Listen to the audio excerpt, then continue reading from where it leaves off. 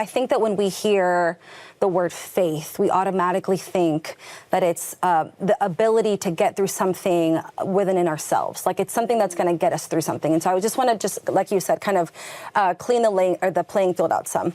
Faith is believing in the God that can get us through something. And so it's not about willing more faith. It's not about doing more for faith. And so although all of us have been given a measure of faith, right? Like you have a faith and I have a faith. It's not really ours. It's the faith in God. And so when we believe God, he exercises that muscle. And yes, our faith increases, but it's by his strength and not our own. And so I want to speak to the people who are watching who feel like no matter what they do, their faith isn't rising up. I would say to them, surrender the thought that having faith means you are doing more. Having faith is believing in the God that already has done enough for us, right? Right. And so it's dismantling this idea that faith has something to do with ourselves. It doesn't.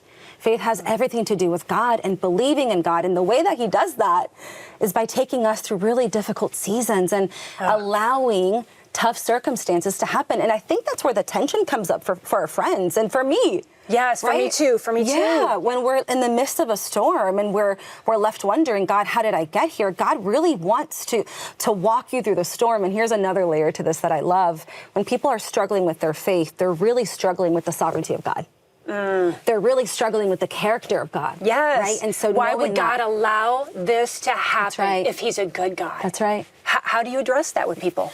One of my favorite questions, because tongue in cheek, I say that I have the gift of unbelief. Yes, I know. But truly, God has gifted me this seasons in my life where, y'all, I've been in the valley with God. I've walked through years of suffering, and I've had to reconcile with God the things that feel unreconcilable, truly. And so I have learned God's character most in the rubble of my life.